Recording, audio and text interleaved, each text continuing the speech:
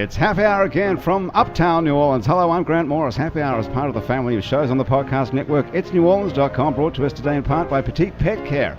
If you're going out of town, you lucky devil, or you have a schedule that keeps you away from home, the folks at Petite Pet Care understand that some pets are fine going to a kennel or doggy daycare if they're a dog, but others prefer the comfort of their own home. Petite Pet Care are insured, bonded, Red Cross Pet CPR and First Aid certified. But most importantly, they love animals. For loving care when you're not there, Petite Pet Care has got you covered. You can find them, guess where? PetitePetCare.com. When you walk into a bar in New Orleans and pull up a bar stool, you never know who's going to be sitting on either side of you. What you do know is no matter what they look like, what they're wearing, whether they just got out of a limo or just got out of jail, they're going to be happy to talk to you because that's New Orleans and this is Happy Hour, a cocktail-fueled 60 minutes of random conversation with folks who have nothing in common, other than we're all New Orleanians in a bar. In this case, we're at the lovely Wayfare on Freret Street, Uptown, for the very first time. We've never been here before and done a show. We've been here and had a lot of drinks, actually, though, Andrew. That's true, we've done that. And if you don't know what Wayfare is, I can tell you. It's a restaurant and a bar that serves handcrafted food and spirits. Chef Kevin White puts fine dining into a sandwich. And if you're wondering if that's just some sort of bullshit slogan, let me just tell you this. Chef Kevin has over 35 homemade varieties of mayonnaise. How many mayonnaises? 35 homemade varieties of mayonnaise. And that's just the mayo.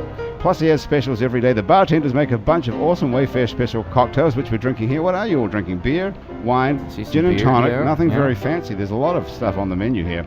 And they have happy hour for 3 hours every day from 4 to 7.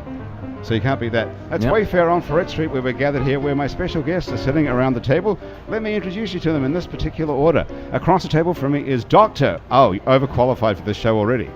I hadn't seen that. Doctor, I'm sorry. You're not a real doctor, for God's sakes, eh? Because hey, move in so I can hear you. You mean medical versus philosophical? I'm philosophical. You're a philosophical doctor. Oh, good. We're really philosophical too after a couple of drinks. So then I can stay. Hey, move that mic around so we can hear you. Yeah. Okay. Okay, shall I start again?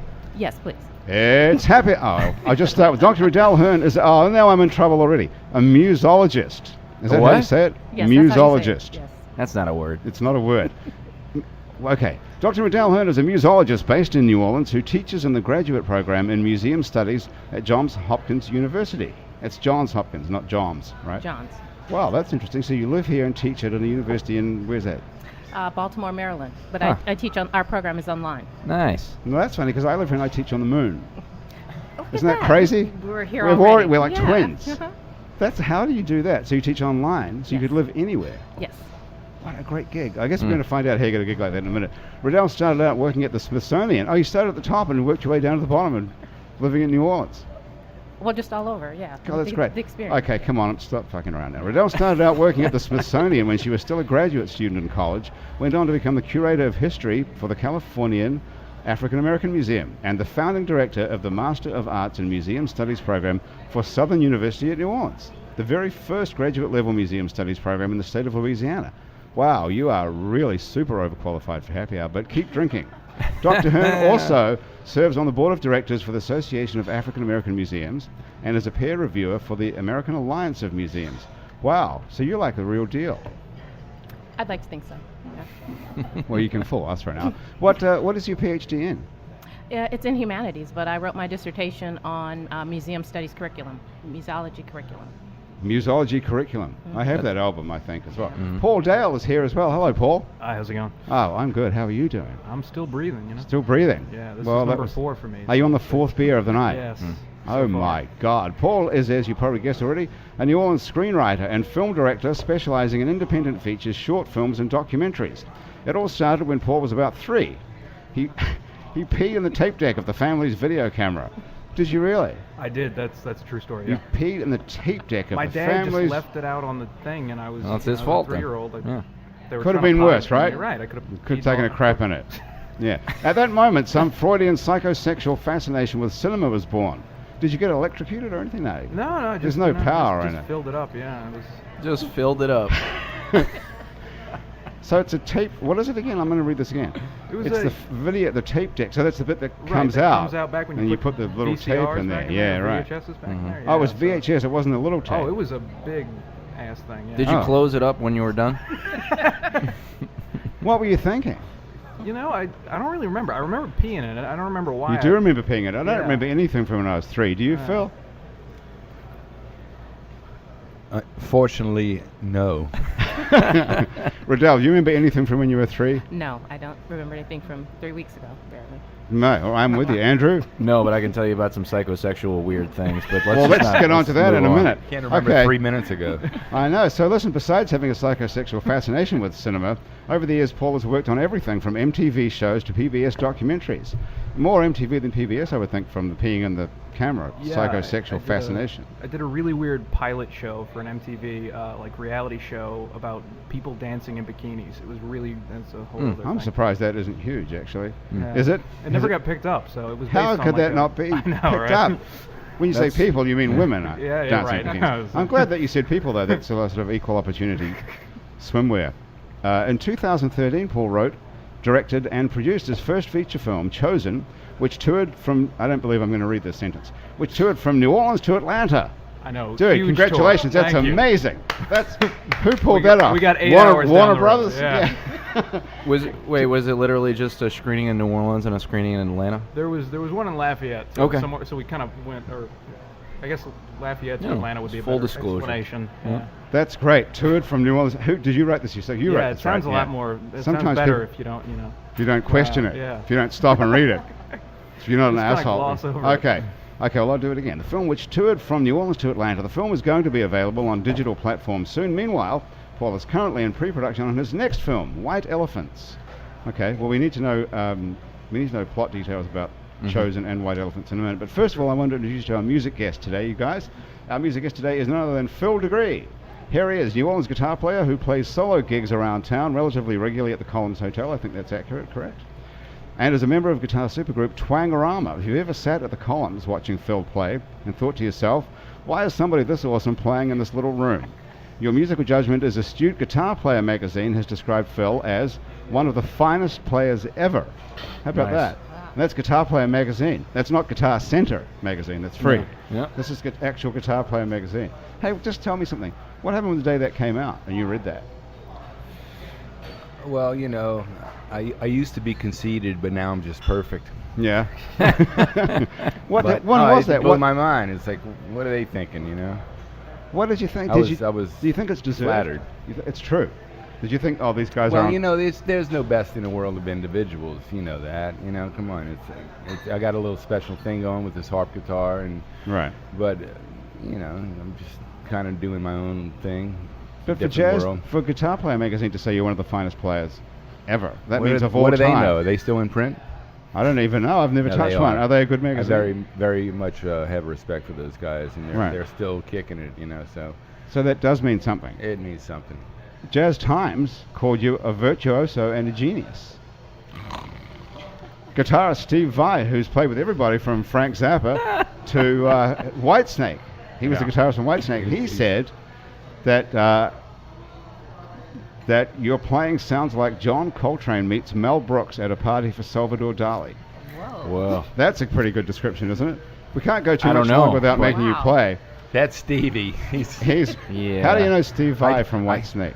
I took some Steve Viagra, and then Okay, that's a good sentence because the Nice. final sentence of my intro here says, you get some idea of Phil's approach to music and the world from the titles of his albums, Hello, Dali, and Innuendo and Out the Other. no innuendo out the other.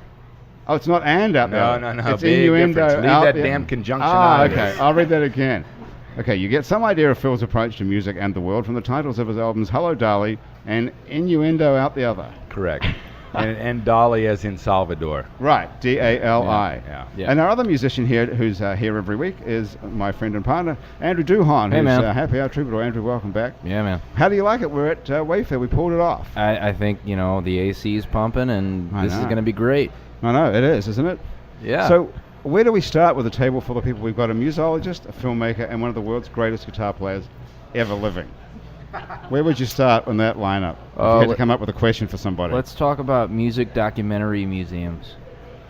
Okay. That would be a combination of everybody would have to be involved with that. Everyone would have to have one sentence about a Yeah. museum of music documentaries. What's the finest music documentary of all time then, Paul?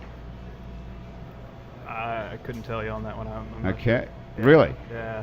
Are you kidding? You don't think Spinal Tap is the greatest? You're How right. could You have to ask Ken Burns. He didn't make Spinal Tap. What did he make? He didn't make a music documentary, did he? He made every PBS documentary. Yeah, but not about music. You have to move in. Well, he did. sorry, yeah. He did something about music. Maybe it was. Oh, it was jazz. No wonder. Oh yeah, history of jazz or something. Yeah. No one's interested in jazz, right? Right. Nobody likes that. No. Yeah. That's the smallest selling genre. Jazz is just a genre out there to, be like a litmus test on who's full of shit. Really? No, I'm just. Ah. I kind of picked that up somewhere. The more you like jazz, the more full of shit you are, or yeah, if you say you like jazz, you're full of shit. Is the idea? Because no one could really like jazz. That's the idea. Most people say when you ask them if they like what kind of music they like, they say I like all kinds of music except country and reggae. Mm-hmm. Don't you find that? I like to say I like all kinds of music, and I can't stand all kinds of music. That's a good description. It is. It's true. Yeah. Yeah. What's the music you hate most then?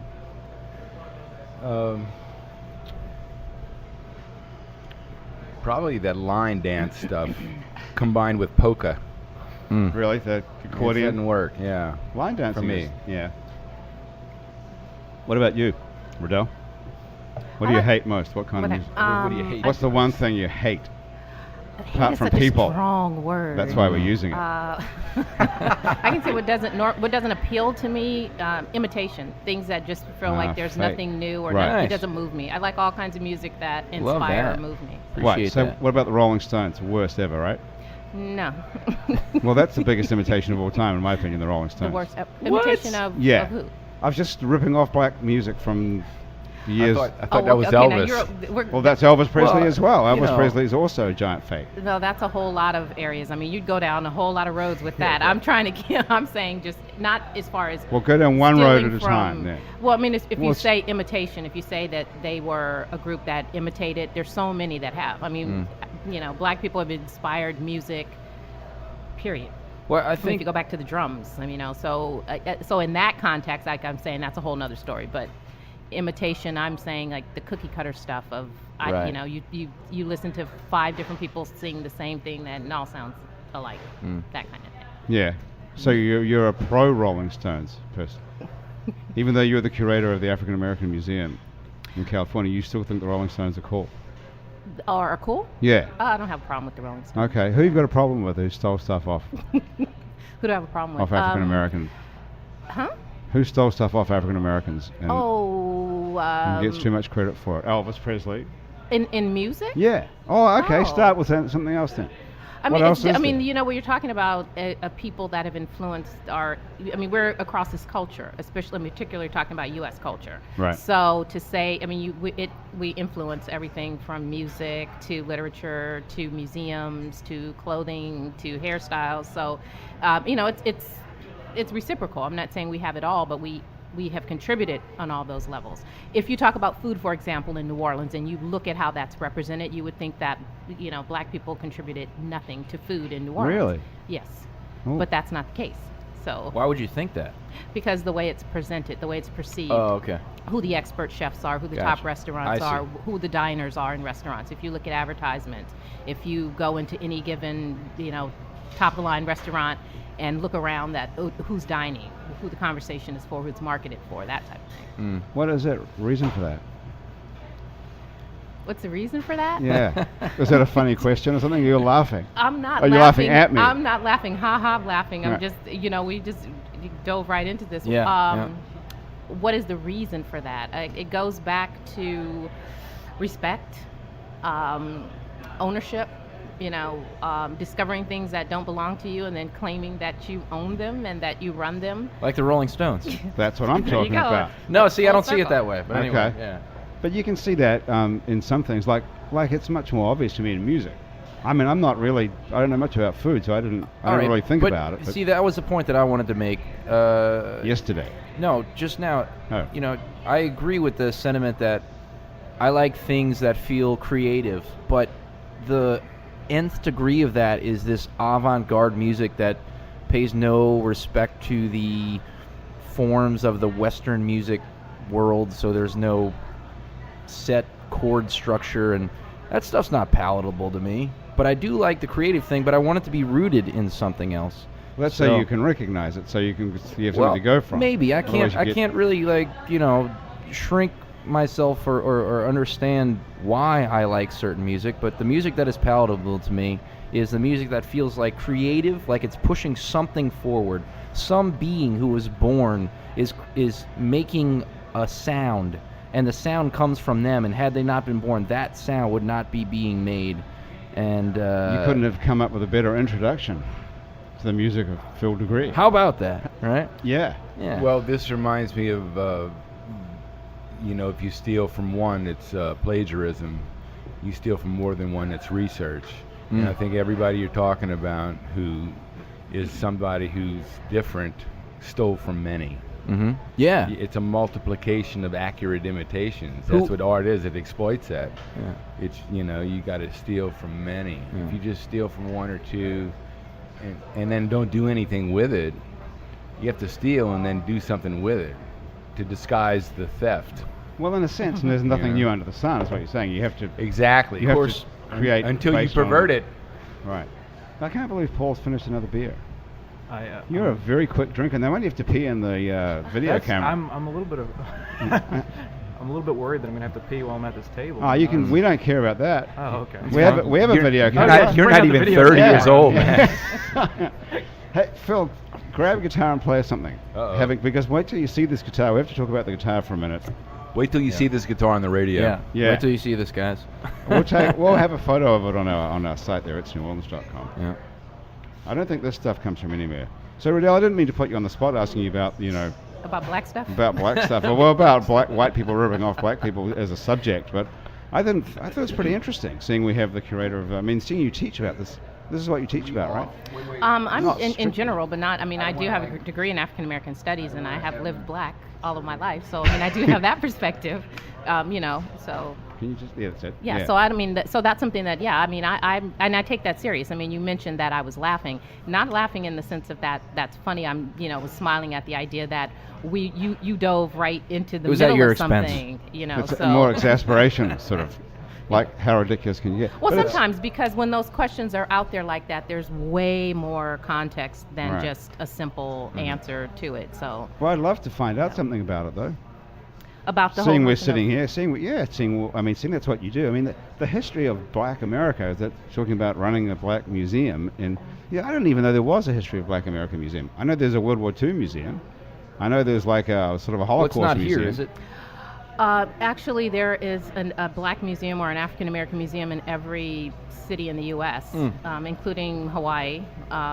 We have, the Smithsonian is set to open in 2015, the National Museum of African American History and Culture. So the newest Smithsonian Museum is dedicated to African American history and culture. So it's not anything new. Museums have existed, African American museums have existed in this country since documented probably around 1930 or so and continuing on. Do kids in elementary school have to go on a tour of an African American museum as part of their education here? No, they usually go on tours of white museums as part of their formal educational So what does that training. tell you? That tells you that the information, material, objects that are in white museums are more significant than those that are in African American museums. Right. I wasn't even aware there was an African American museum. Is there one here? I went to one Why are museums There's segregated? There's a few here because we live in a society that is. And so they're just extension of the culture that we live in. I feel you. But the African American experience is unique to. So, well, in the meantime, yeah. So, in the meantime, where we can understand that there needs to be an African American museum because it's not well enough represented in the museum, quote unquote. No, I don't even know if I have a question. No, it needs there. to be. Well, no, there needs to be, in my opinion, there needs to be a museum that talks about American history that is comprehensive enough and includes stories so that you don't have to go out and build a separate museum. Right. We are the Right. United That's States what of Andrew- America, that's so what we Andrew's should be trying to say, united right. in Yeah. museums Yeah. as well. Yeah. Okay. I And on used that to- note, Phil, look? Here's Phil's guitar. It's how many strings on this thing? Is it 17? Yes, sir. It's a 7-string guitar, first of all, with 10 extra strings. It's called the Guitarp. That's like 30. That's like 30 strings. Well, in dog strings it would be. And this guitar was designed by Phil deGruy. It's the only one in the entire world. Wow. Right. and it's called the Guitarp because it's part guitar and part harp, Oh, I can as you can hear. So, insane. so Phil, can you kind of give us like a layman's, kind of like Grant was doing, but he's not a musician, so can you give us a layman's rundown in 20 to 30 seconds about what you're actually playing right now, which is not just a guitar? It's basically the harp strings are set up so that the right hand can keep doing an arpeggio. And okay, if you don't know what an arpeggio is, it's something that it sounds like this. That's just the 7 strings. Now I'm going to go into the harp strings.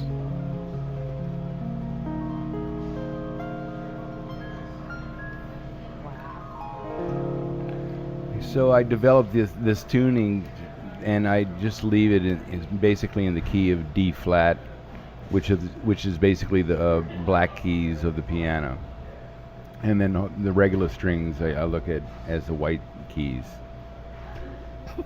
It's all black and white, man. Here we are back. We're to back to black this and again. white. There's Can no we give gray it a area. rest? There's no fill to gray area.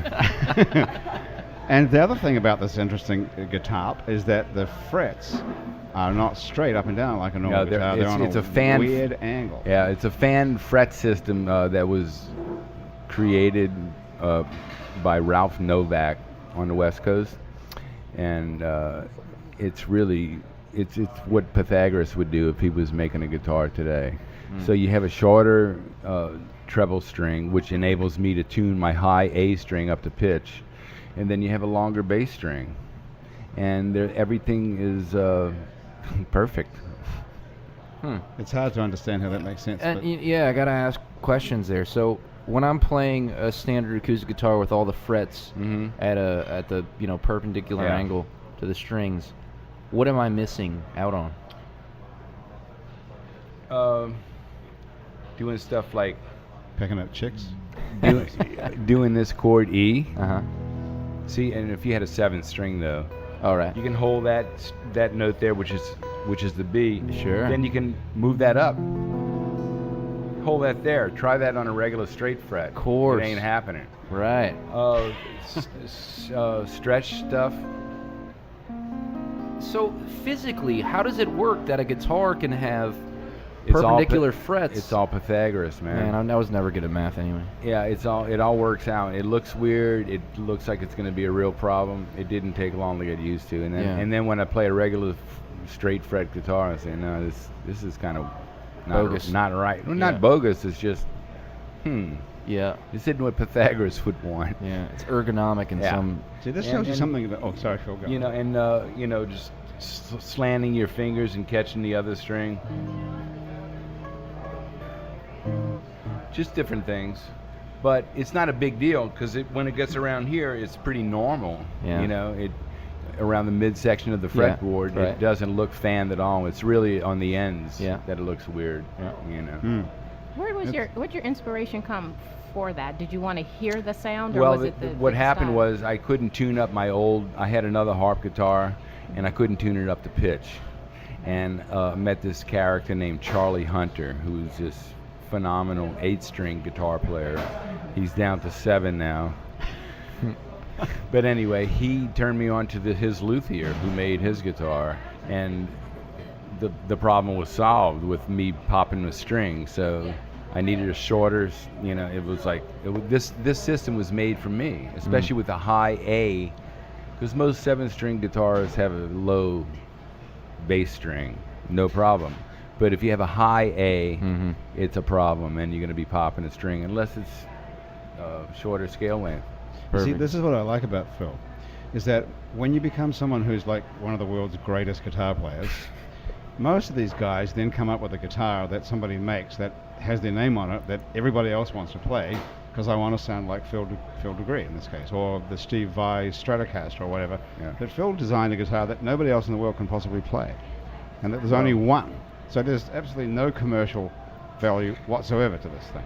This is funny because it reminds me when after Katrina, I was in New York and somebody introduced me to Les Paul, and I was invited to sit in with him on a Monday night at Iridium, where he played every Monday. It was his gig for years, and so I get up there with my guitar, and I met him before the gig, you know, we talk, and I get up there, and he says, "That's a nice guitar. I don't see my name on it." Funny guy. Anyway. Nice. Well, anyway, it is an amazing instrument that you've created and specifically for you. So let's hear you play something All right. on it. What are you going to play? I'll play Beyond the Sea. All right.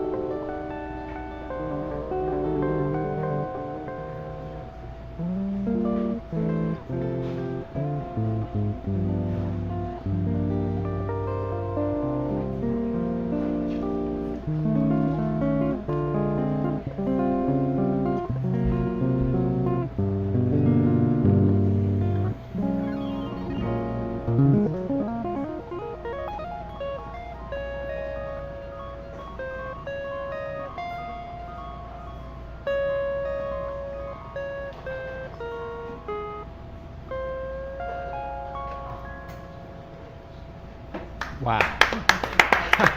Andrew's almost fainting. I screwed up the intro, man. Did you? Yeah. Who would know? Nobody I mean, knows, man.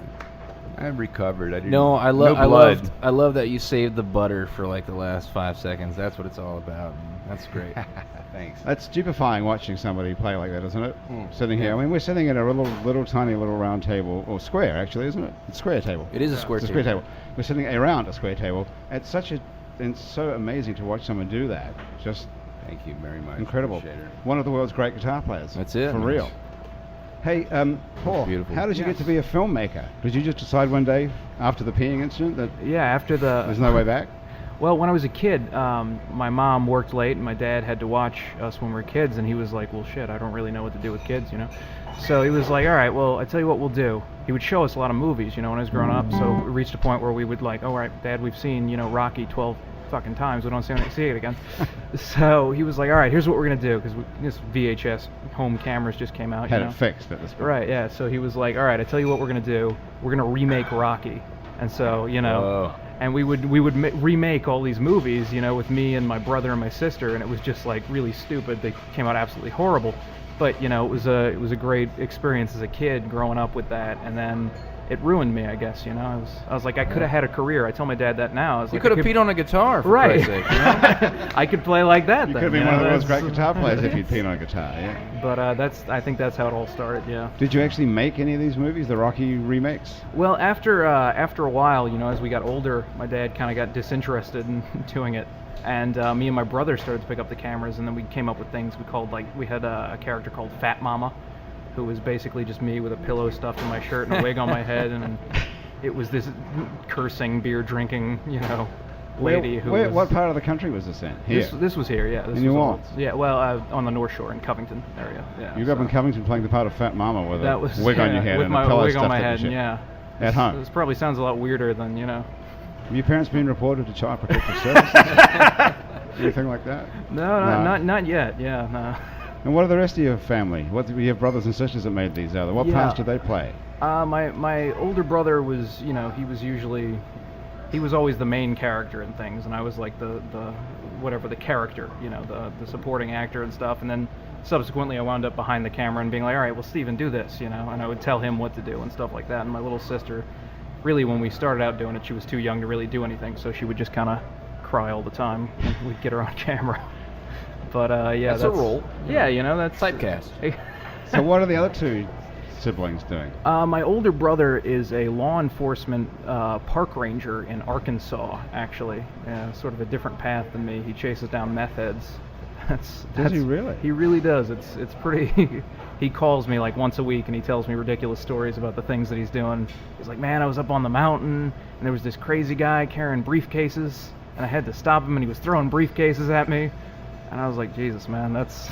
Anyway, so he goes on. I don't know enough about meth. Do you guys know anything about meth? Well, it's so popular now that they have a place in Arkansas, Bed, Meth, and Beyond. For those last dying moments. Nice. Why are these meth people in the public park? It's it's a mountain area, and I guess it's really woodsy, so it's easy to go back there and do a bunch of meth. My knowledge of meth is limited to Breaking Bad, Well, that's what everybody's is. Redell, do you know anything about meth? No. Nothing? Mm-mm. How much are you paying for it right now, dear? I use a broker, so I'm not you've got quite someone, sure. you've got a middleman? Yeah. But what are they doing outside in the wide open? That's at least it's nice up there outside the meth. Oh, it's a Inspired for movie? beautiful You know, area. make a Oh movie yeah, from some of definitely. that? He's got some crazy stories that he's Well, most of the drugs I've done involve being indoors. They don't involve running around, having the drugs blow away. I feel like the problem starts to happen when it doesn't involve being outdoors.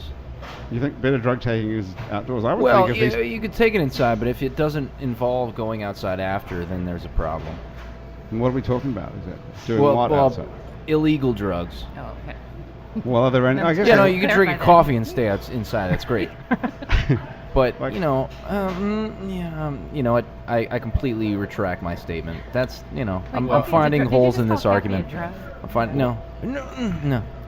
I got to tell you what I like to do when I go outside. As far as drugs, I like to inject my blood into a poppy flower, and I like to watch it die from withdrawal. It's a sport that I've been doing in a certain time of year in a certain field. Yeah. I'm outstanding in my field. Yeah. Anyway. You're outstanding in your poppy field. Very nice. Man, Okay, that was a long build-up for a punchline. That was not even a punch. You just kind of injected it in there. Okay, Just like the blood. So, Paul, what's the plot of this film that went on a big tour from all the way from New Orleans? Oh yeah, the crazy tour. It's pseudo-inspired by actual events. I probably shouldn't say this because I probably wind up getting sued. No one listens to this. Okay, well, we're good. Yeah, you're fine. Yeah. There was an Italian actress named Ylenia Carrrisi who came to New Orleans in the early 90s, and she did the Italian version of Wheel of Fortune. She was like the Vanna White of Italy. What is that called in Italian? The Wheel of Fortune, yeah. I can't believe you don't know that. You know the woman's name, and you don't know the name of the show? What's her name again? Ylenia Carrrisi. Doesn't even sound like a real name, does it?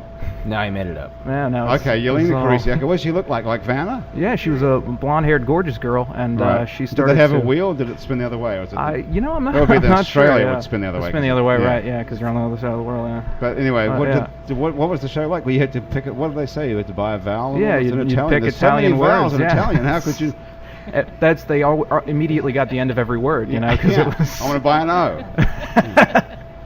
But she came to New Orleans and started shacking up with this street musician, and she wound up disappearing. And I wasn't hey, expecting yeah, that. no, yeah. Sorry, this took a dark turn there.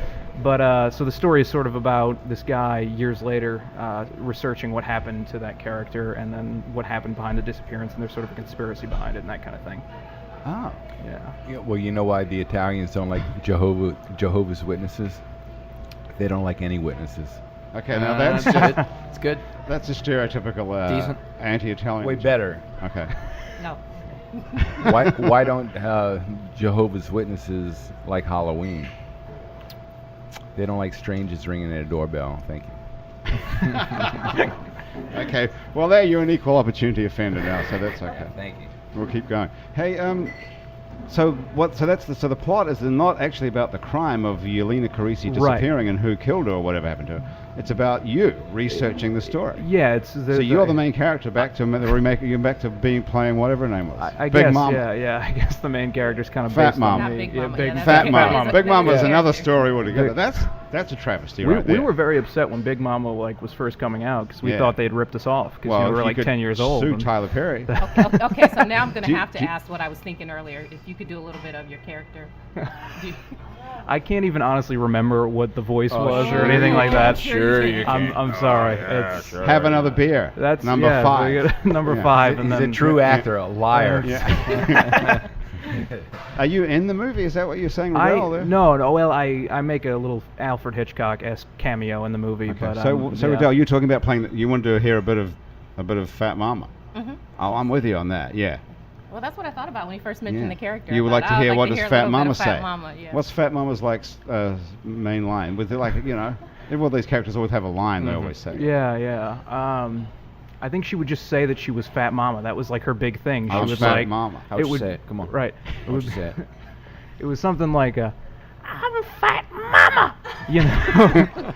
Wow. It was there would be like a build up to a thing, and it would always wind up with somebody getting killed in the first 5 minutes of the movie, in which Fat Mama would say that and kill them. That was So Fat Mama was the person killing. right, but it was always like a good reason why she killed people. Was you your know? mother in fact fat? No, my mother's actually a very fit woman. So, Right. yeah, What was she working late at? My parents run a jewelry store actually. They run one or they own? They own it. Yeah, they What's it own called? It's Andale Jewelers. Yeah, over on Is the it still the North going? Shore. It is still going. Yeah, they're doing well. They're still there. So What do they sell? they sell all kind of stuff. There's they do a lot of cause related jewelry. Cause related. Yeah, cause No. related. Anyone got a clue about that? Phil? What Yeah. cause? Well, after Hurricane Katrina, for example, they came out with the I Know What It Means to Love New Orleans badge, and that became a big thing. And so stuff like that. What other causes would there be, though? they- Are they praying for a hurricane this year? Not quite. No, they're not that much of a, I guess, Mercenary? opportunists.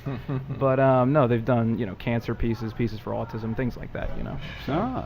yeah, that's their main focus. There's a market for that. People with autism want an autism. Right. Well, people, the pink family wristbands members and and stuff like that. awareness. And they donate a lot of money to these different causes, charities, and stuff like that. So. Ah. So they just come up with that. They dream it up at home, like they sitting around and say, you know what we should do?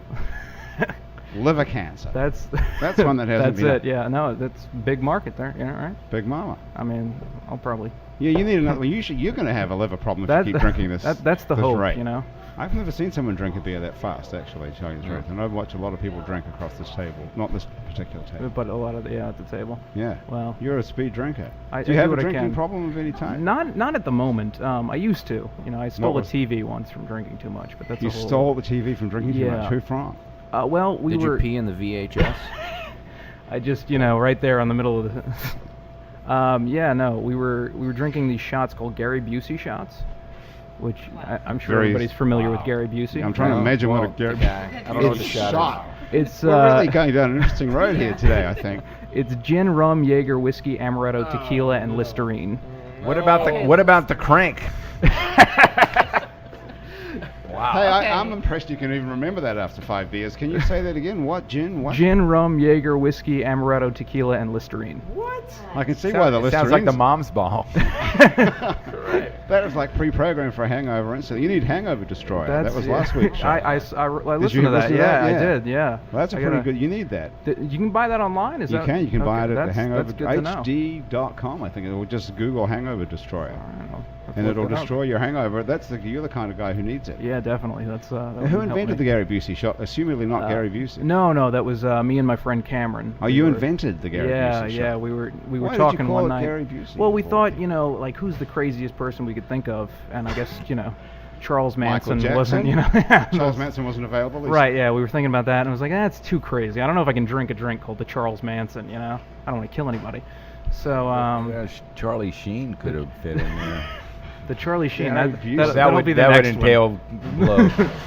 Whose idea was it to add the Listerine at the end of it? Well, originally we basically mixed up everything we had in our fridge, and So you're a real fucking alcoholic, bro, because that's the real thing, right? hey, that was You're gonna end up on his Skid fridge, Row. man. I was at my friend's house. It was in his fridge, but yeah. And at the end of it, we were like, "This isn't crazy enough. What can we do to make this worse?" And we tried a bunch of different things. Soap was in there at one point. Oh, protein nice. powder. Ultimately, we Okay. opted for Now, what Listerine. fraternity is this? Hey, listen. Yeah, Yeah. okay. So I'm going to come back and ask you about the new picture as well. How can we see this movie, Chosen? Okay, It's got yes. the Vanna White of Italy in it. Yes, so I'd like to that's, see that. It's Who plays the Vanna White of Italy in the movie? her name is Could have got Vanna White. To do no, that. yeah, she's a little bit up there now. She can't really. I mean, this Yeah. is sure she's taking place 20 years ago, so 20, 30 Is it a years. period piece? It's set in the... Well, it's a flashback. So Okay. we have nowadays, and then it flashes back to the 80s in which she disappeared. I So I didn't guess even... 30 Did years you know ago, that story, Redell? Have you ever heard that story? No. Phil, you from here your whole life. Did you ever hear about Vanna White of Italy disappearing in 1980 something? No. No, I thought that was going to. I thought that was going to be a no. I just had a feeling.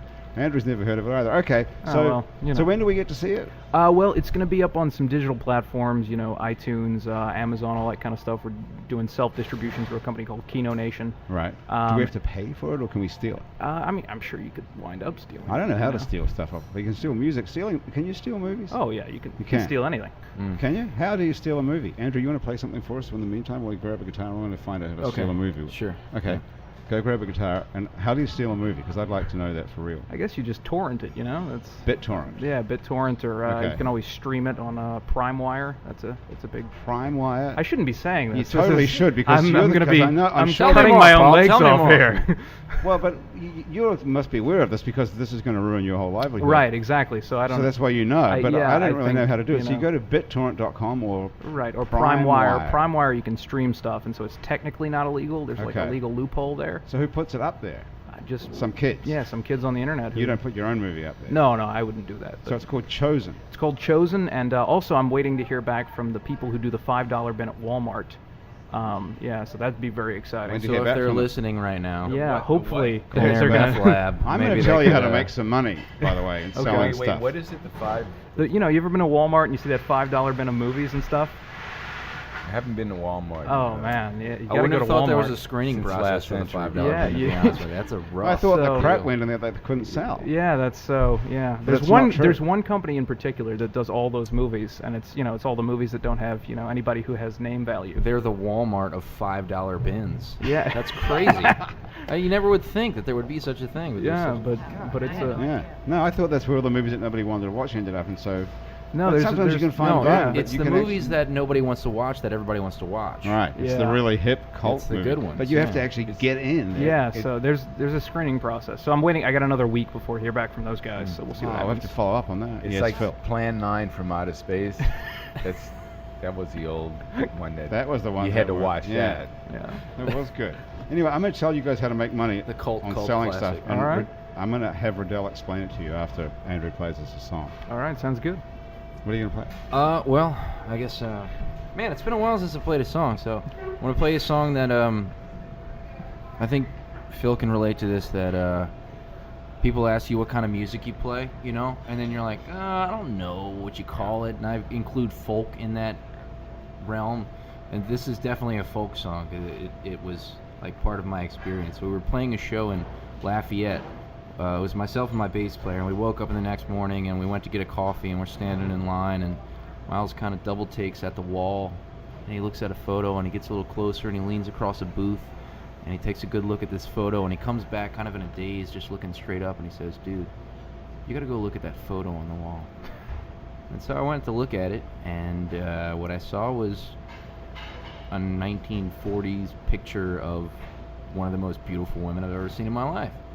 And so we got our coffee and we got in our car driving back to New Orleans. I'd say still in a daze, but what we were doing is we were having this conversation about how we would court such a woman you know, like in the 1940s or something. But so I went home and I wrote a love song to a woman who was like long gone. So it goes like this.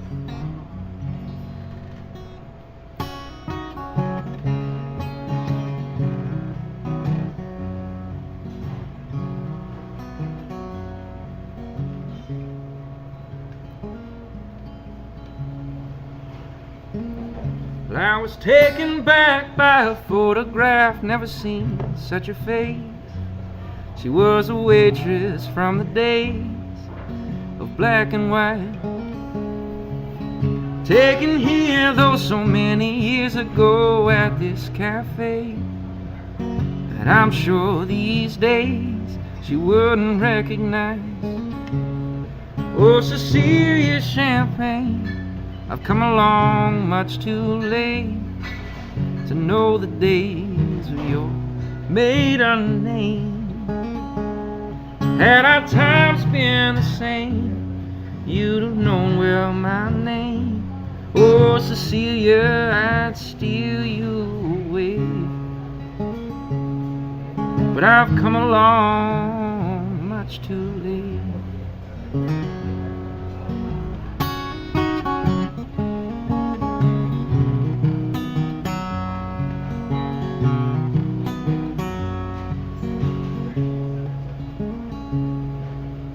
Those were old days, nothing gold stays.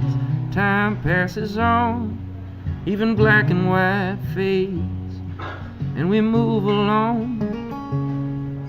Still in my mind, lips are red wine, strawberry blind, cherry cokes for the boys in your uniform. Oh, Cecilia Champagne, I've come along much too late to know the days of your maiden name. Had our times been the same, I'd visit you every day.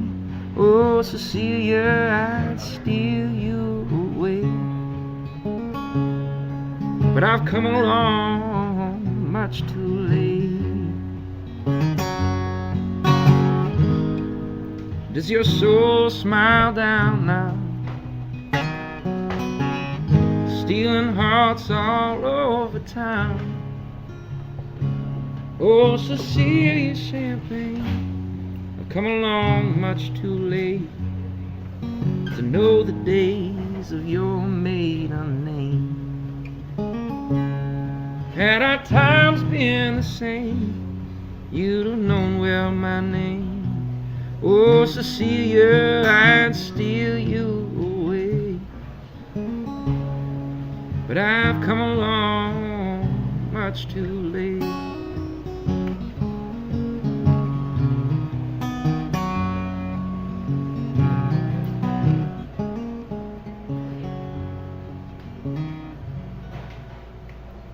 Yeah. Hey, thanks, Joe. Andrew Duhon. Well, we took that opportunity while you were playing that for Paul to nip off at the bar and get another beer. That's what I would have done if somebody else was playing. Good job. No, Paul. Andrew, that's a nice song. Thanks, man. What did you think, Redell? I think why does something like that have to have a category? It's a beautiful story. Oh, thanks. It's Right. a beautiful song, Right. and you get lost in trying to categorize that and say what it falls under as far as music. It's just a beautiful story. Yeah. Isn't storytelling the best? Yes. It is. I almost cried just now, man. That was beautiful. I don't believe you. Yeah. Thanks for saying that. That was in the microphone. it was touching, man. It's like Are you just saying that? For no, some no, weird really, that reason was- you're pretending to be crying at a I'm not Look at me pretending in to be both crying. our Tell the eyes and truth. say it. But you know, you just tied us all together. I mean, we sat down with the notion that we were in very different fields, and there was, we did no common connection or no chord. And you just did that because we all three tell stories, and it's just based on how you tell the story. Amen. Nice. Yeah. Can we get to the museum thing now, Grant? Do you want to? I kind of want to. Okay. What were you going to talk about? I was going to talk about how you make money writing books and records and making records and so on. Okay. Because our crack research team gives me absolutely nothing. As long as you get to the When we do this. museologist, which I wanna get to wasn't a word okay. until today. All right, so listen to this. So, first of all, I type Redell Hearn's name into Facebook. Not on Facebook. I'm not. Not on Facebook. Good for you. Okay. Opting out of the Question system. number one. Why are you not on Facebook? Because this is the downfall of society. Sorry, you had something. Well, you know what? It seems like like a conflict because I teach online, but Yeah. I don't socialize online. One of the reasons is that, with all due respect to people that are out there, I mean, I think a lot, and there's a lot of conversation that's off the top, and so that's why there's a lot of backtracking and a lot of apologies, that sort of thing. Apologies When I say on something, Facebook? I say it and I mean it, and so Right. and I put some thought behind that. So it's just not something that has ever been of interest to me. I've never been on Facebook, tweeting or anything like that. And also, I think for me too, it's generational. I mean, that's a little bit past my demographic, I think. You're not that old, are you? Old enough to not be interested. Old enough to not care about Facebook? Yeah. Are all your friends, are they other museologists? Is it museologist or museologist? Museologist. Museologist. Mhm. Are other museologists on Facebook? Absolutely. I mean, my So you're the only my one. program, we are across the board with, with all the different Right. forms of social media. I'm not anti-social media. That's just not the way I choose to socialize. I'd rather have a conversation Would you? with somebody. With who? Mhm. Who would you like to talk to right now? Other than me, of course. And this sitting around the table. Who do you like talking to? To what I like talking to just in general? Yeah, in general. You know what? I'm just not I don't talk on the phone a lot. Just Well, then that knocks like out with the internet, the telephone. What does that leave? I have a phone. Geez, who do I talk to? I talk to quite a few different people. I You have a mean, bunch of I talk- cats, don't you? No, I'm just no, I don't. I'm not a pet person either. I've got cats. No, I won't Okay, go down no that road. pets, no internet, no telephone. Okay, so who are you talking to tonight after you leave here? Who are you going to talk to? I'm talking to my friend Graham, Okay. and I enjoy talking to her. She's our producer. It's the same person, right? Yes, it's the same Okay, person. Right. Uh-huh. She's good. She's a good conversationalist. She is. I Good- enjoy conversation Yeah. with her. Okay. Mhm. I met a friend in the park yesterday in City Park and talked to her. Okay. We talked. Do you have a partner, like a boyfriend, girlfriend, or anything like that? No, I don't. No. So you got no one to talk to at home at all? No, not at home. No, You I don't live even by have- myself. So when you're not wasting time on Facebook, what are you wasting time doing? I like to read. I work. I'm on the road quite a bit for work, and so when I'm on the road, I'm the person that's talking because I'm a consultant. Right. So I do a lot of talking. Okay, I'm in going to that let Andrew ask you a question about museology, but so anyway, this is what happened. I see you were not on Facebook at all. So that screws up my whole research because that's all I do actually is I look someone's Facebook profile, I look at like 5 things about them and I think I know everything. So I had to go to Amazon.com, okay, and I see that you've written a book. Is this you? It's called, I can't read it. From Practice to Theory? Oh yes. You wrote this book? Yes. Okay. This is on Amazon.com. It's a paperback, by the way.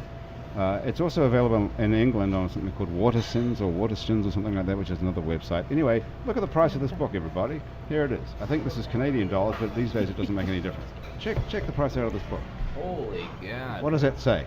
It says 91 Canadian dollars and 54 Canadian Cents. cents. 91. Have a look at that, Redell. This Okay, is I'll Exhibit look A. at that. That is your book, isn't it? I didn't do it. Guilty. I didn't do it. Low publication. I mean, that's because it is $91 for a low. book. Well, you know This what? is awesome There's a news. book that actually that I'm interested in purchasing. It's a book about museums and law, and it's $90. I'm not. How many have you I mean, sold that's this week? low. 91.50. You know what? Actually, I don't even track that. It's not. I mean, it's something that if it's someone that's not the purpose or the intent for me with To the sell book. it. But yeah. Look at Paul's face. He's like.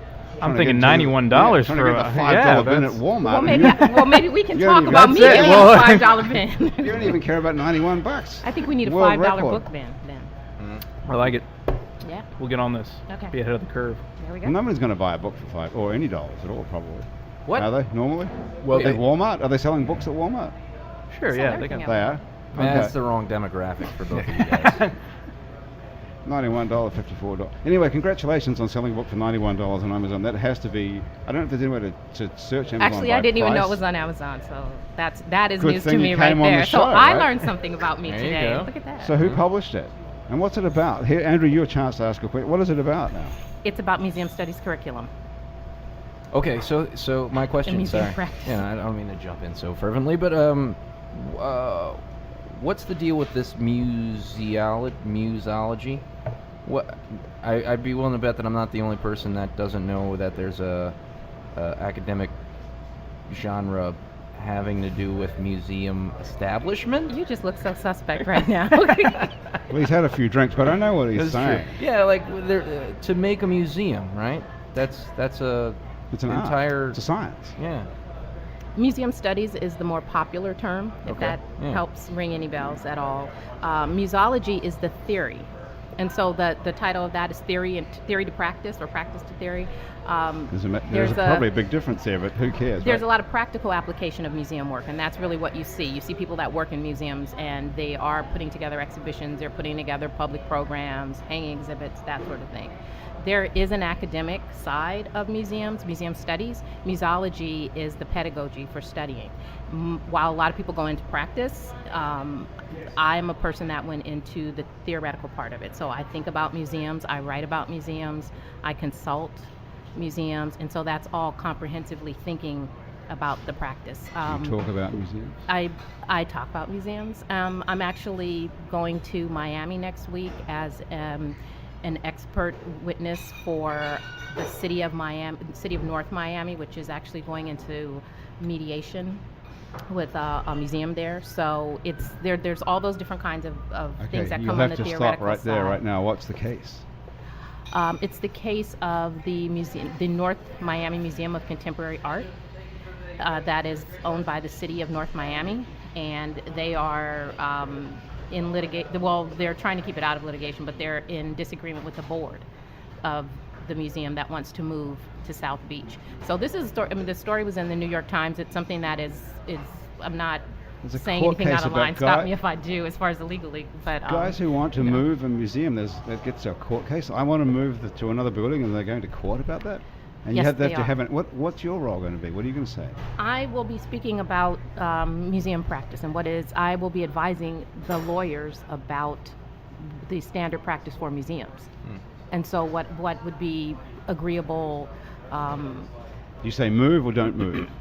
Excuse me, what do I say? You say, they should move or they shouldn't move? In this case, they not only shouldn't they move, but they don't really have a strong case for moving because the city owns the museum. I can't understand why that would be such a big deal. I mean, it's just like a busin's decision, isn't it? It's a good idea to move or it's not a good idea to move. Actually, it's not. There's a lot of different, there's a lot of power and money and cultural capital, if you could think of it that way, in terms of that museums carry in this country. So it's not about, if you move a museum that is a really well established in the international stage out of one area to another area, that's a statement about the area that it's in. And it really, in this case, is going to come back to full circle from the beginning of the conversation because the demographics of the community is changing. And so the board is saying we're going to pull out. There's more white people or more Hispanic people or more who doesn't want it or who does want it? The South Beach is wealthier and whiter. Okay. And North Miami, where the museum is currently located, is turning more African American and particularly Haitian. So that's the demographic makeup. I can't figure out. Do you feel like the museology leans, because I'm seeing a lot of spectrums that it could go through. Do you feel like it's more focus, maybe not either, but more on the business end or maybe the philosophical end in terms of, like you're talking about, this is a matter that you can help out in the business mind, but what about the philosophical mind in terms of what kind of museum would do people good? What could we display that would do people good? Is that kind of a spectrum of it too? That is. I mean, if it's just that it's how museums are changing because of financing or financial resources. That has a big part of it. I live in the neighborhood where the New Orleans Museum of Art is, and I really enjoy that museum. Mm-hmm. I like to visit. I like the collection. So it's that's sort of the idea about being in your community, being able to walk to your museum, being able to be a part of it. So historically, the role that museums have played in this country is shifting because the demographic is shifting. It's seen as a really high level of social, cultural prestige to be a part of a museum, to know about art, those sorts of things. So as other populations begin to weigh in on that, I'm a bit of an anomaly in the sense that I look at the whole picture about museums. I'm not a specialist in African American museums. I am, African American by birth or Black by birth and by culture. So, but in terms of museum practice, it's general for me, you know. Yeah. So I think that there is a overall, you know, that museums do play an important role. Mm-hmm. It's just that where you've been able to manipulate different populations outside of it, or make it seem that it's something that it's a status that you have to acquire, or you have to accept what's on the walls of somebody else's museums. More and more other populations are saying, well, you know what, that guy doesn't look anything like me, so I'm going to build a museum and put somebody on the wall that does look like me, and that's where a lot of the problem comes in. Of course. Wow. Can I ask Yes, a Paul. question real quick? So when it comes to like historical museums, who decides what's worth putting in there? You know what I mean? Because I mean, I feel like you reach a certain point, and it's like, okay, well these are Beethoven's trousers. You know, like Those with the money. You don't hear the word trousers that often. Trousers, do you? yeah, Trousers. you know. Beethoven's trousers. Is that German? Sure. Why not? Okay. Well, Well, yeah, it is. It's who who has those who have the money. The financiers of the museum decide what goes in. The board, yeah. Okay. And the communities. That's my weird, naive, romantic idea when I hear you say museologist. I would think the museologist decides that, but of course not. It's the person with the money and who's, I'm so glad you cleared up what museologist is, because I thought it was about a Mardi Gras women's parade. Right. I thought about that when I read it. It's like, I thought the same this thing. is about muse. Okay. this But is there's a different. museum you might like that I was just at the end of May, the B.B. King Museum and Interpretation Center in Indianola, Mississippi. Wow. Mr. King came home to play a concert, his last visit home. He does one every year, the past 34 years, and he just did the last one in May. So, Wow, I love 'em. yeah. Are you involved with the presidential museums? Is there anything you're interested in? You know what? I went to the Gerald Ford Museum in March because I was in in Michigan. Slow doing down. some You work. don't have Facebook, so you might as well go to the Gerald Ford. What's in that? It's just his history. His history with his family history in Michigan, and then. Does it seem like an interesting guy when you go to his museum? Not really. It's hard. I really haven't met a museum I didn't really like. Are you like every museum? Yeah, actually. Have you been to the Richard Nixon Museum? That's awesome. I went to that one. I have not Richard been Nixon to was it. a great guy. You would have no idea how great a guy Richard Nixon was until you get to the end of the Richard Nixon Museum. And you can't even walk out of it. You have to go around the whole thing in a circle. I need to They go won't let past you it a go lot, back. but I've not been. You're lying. I'm telling you the exact honest truth. There's one museum that my father and I are talking about, taking a road trip and going to see as like father and son in Tennessee. Uh-oh. It's the Creationism Museum. Is there one? Oh yeah. Do you know about that? Bill Maher did a thing in He debated the religiosity or whatever guy, religious. He debated the guy who I guess curates or runs this Yeah. thing, who's like staunch creationist. Are you and your dad on the same side on the creation issue? I mean, yeah. Yes. You're not going but- to say that Adam and Eve isn't true or something bullshit like that. Eh? End the show on a bad note. No, man, I'm not going to say anything about that. I'm just going to say my father and I plan to go see the Creationist Museum. And We're really excited to do it. have That's all you I'm been saying. there, Redell, to the Creationist Museum? I haven't Familiar? been there. I'm Would you familiar like to with go him. with Andrew Would you and like his to go? dad? Would you like to If come? him and his dad will have me, We I'd got love space. to I go. bet they'd love Okay, to go cool. with a Road trip. museologist. Is that See, because I would like your critique on the museum itself. I'm sure Andrew means it. I'm not kidding around. You do it, right? You We're gonna take go, Redell on the- yes. but I mean, you take Redell with Absolutely. you. Okay, Yeah. you don't get car sick or anything. Don't pee in the video recorder. No Nothing peeing, like I that. don't Nothing get car weird. sick. Would- Music, we have to discuss music. Sure. Though, so well, that we fair. make you sure would we be in have- good hands with Andrew. Okay. He's- I want, I Fine think we musician. could trade songs. When are you going in the summer? We haven't actually talked about a date yet, but Okay, well, let's call Dad I think up it's going to after the happen. show. Okay, It was cool. Dad's idea. so. Was it created by an intelligent designer? Hey, The listen, architect must be it's got to be really yeah. high. We're going to have to get out of here in a minute, but before we do, we're going to make Phil play another song. What are you going to play? Twist my liver, man. I don't know, something. We're all smiling, so I'll play Charlie Chaplin's "Smile." Oh, Nice. yeah, I love it.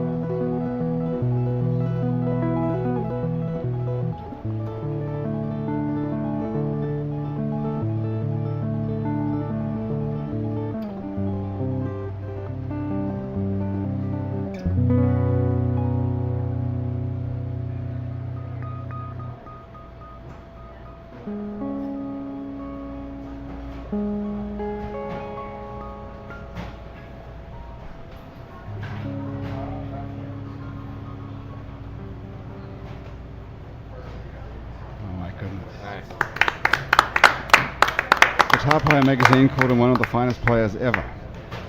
Our very own Phil deGruy from right here in New Orleans. Phil, thank you so much for joining us today. I on really Happy appreciate Hour. you having me here. That was Thank you great to very much. have you. We've been wanting to have you for so long. Anytime. Paul Dell, Oh, filmmaker, thank you. as well. Look for his new movie called White Elephants coming out anytime soon. And look for Chosen in the $5 bin at Walmart if he gets lucky enough That's it, to be hopefully. chosen to put it in there. Redell Hearn, the musologist, joined us as well on Facebook, and we'll get him on Facebook. What made me say that, I wonder? Not on Facebook, I should have said. On Happy Hour. Thank you. Is what I should have said. And we'll look forward to getting your report on the Creationist Museum that Absolutely. you're going on a tour right. with. Pictures and all. With Andrew Duhon, who also joined me today. Thank you so much. That's Happy Hour for another week. Our producer of our show is Graham DePonte. Our associate producer and technical director is Chris Kehoe. Christian Unruh is our music director, and Joshua Brown is our music coordinator. The theme song that you're currently listening to was written by and is being played by Mitch Foreman. The fabulous audio quality of this show is brought to you in part by PreSonus Audio Electronics. For more information about their wide range of sound recording equipment, you can find them at presonus.com. If you'd like to be on our show and you can stay upright for about an hour and drink, how many pints of beer have you had? 5. 5, yeah. 5 pints. Paul Dale, 5 pints of beer. That is definitely a Happy Hour record. Congratulations. If you'd like to join us here sometime, drop us a line. Our address is on our website. It's neworleans.com. We can also check out many other Happy Hour shows, as well as our other shows. Out to Lunch with Peter Raschuti, live from Commander's Palace. Mindset with psychiatrist Dr. Nick Pajic. True to the Game with the fabulous Chris True and Tammy Nelson. Vietnam, our show about the New Orleans Vietnamese community with Kim Vu, and Midnight Menu Plus One with Margot Moss, the man who ate New Orleans. Ray Canada joins her, and also just joined our lineup is Louisiana Eats with Poppy Tooker. That's all on itsneworleans.com. You can keep up with us on Facebook, on Twitter, and a bunch of other time-sucking social media as well. On all of it, where It's New Orleans, you can find photos from this show on itsneworleans.com, and on Facebook. These photos were taken today by the fabulous Douglas Engel, who's got a bad knee that he got in a bizarre sexual accident. If you're listening to us on iTunes, Stitcher, Swell, or some other podcast app that you like better, thank you for subscribing to us. Please take a moment to rate and review us. That is good for us, and it helps other people find the show as well. Our show is recorded live today for the very first time at Wayfare on Freret Street. Wayfare is home of the handcrafted food and spirits, where they put fine dining into a sandwich. And if you don't believe that, come and try it for yourself. They're right here on Freret Street on the hip part just by Napoleon Avenue. Happy Hour is a production of INO Broadcasting for itsneworleans.com. For Andrew Duhon, everyone sitting around here at the table at Wayfare and back at our INO office, I'm Grant Morris. Thank you so much for joining us. We'll see you next time on Happy Hour.